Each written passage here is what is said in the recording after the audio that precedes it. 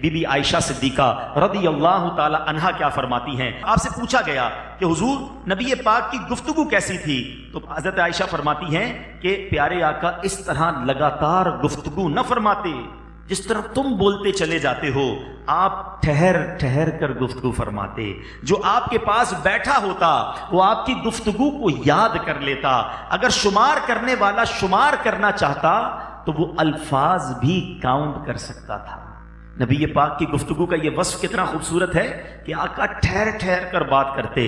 نبی پاک کوئی امپورٹنٹ بات کرنی ہوتی اسے 3 بار ریپیٹ کرتے تاکہ سارے صحابہ، سارے سننے والے اچھی طریقے سے سن لیں۔ اب یہاں مجھے اور آپ کو پوائنٹ کیا ملا؟